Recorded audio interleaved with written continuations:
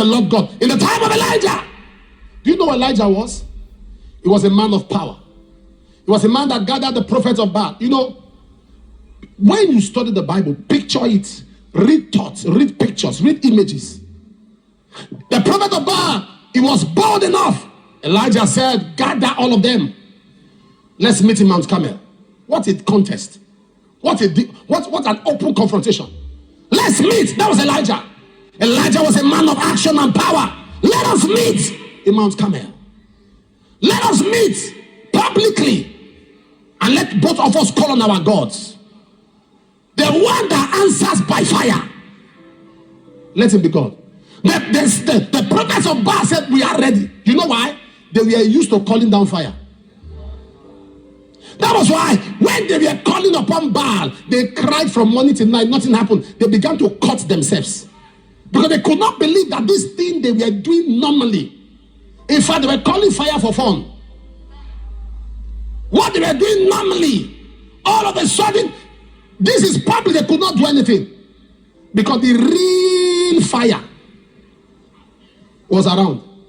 And all their powers to do whatever, Elijah came and seized the network. They called on their Baal. Nothing was happening. Elijah began to mock them. When you have God's power, when you are intimate with God, you can mock the wicked. When you are intimate with God, you can mock the wicked. You can sit down and laugh. Am I talking to somebody here?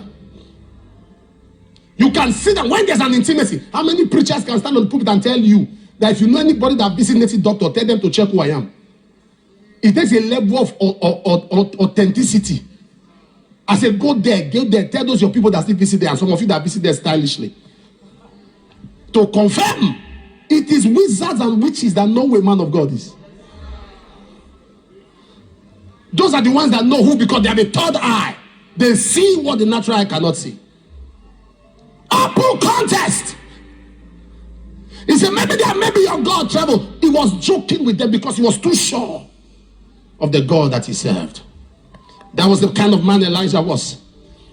That was Ahaziah, the king of that time, fell through the lattice of his upper chamber.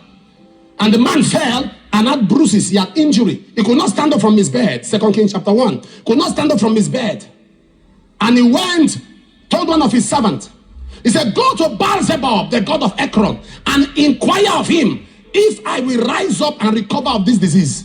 Let me check. While he was on his way to consulting Baal-zebub, he met a man. The man said, turn back. Go and tell your boss. Is it because there is no God in Israel that he have sent you to go and inquire of Beelzebub, the god of Ekron, if he will rise up for that? Tell him he will not rise up from that bed. He will die on that bed.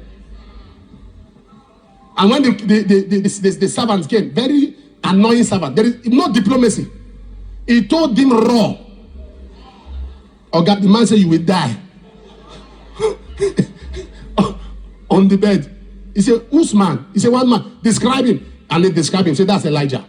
I will die? No problem. Before I will die, let him die first.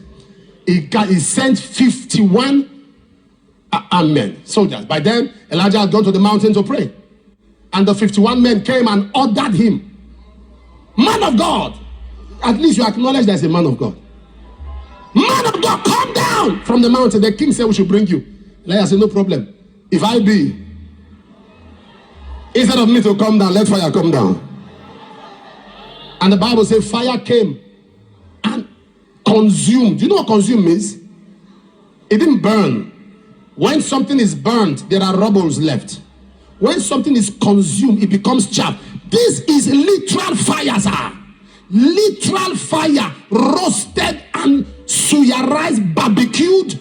51 men. The next one came. Yeah, those men, they didn't have audacious.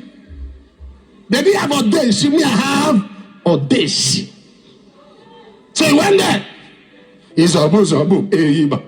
Zabu, okay, eiba. Zabu, wine, eiba. Zabu. And they got there. I'm sure the leader was an apprentice herbalist. You know, the father was a oh, kalamado kalamwa.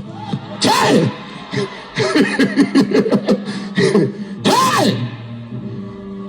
And then they gave him one tiny thing that he relied on.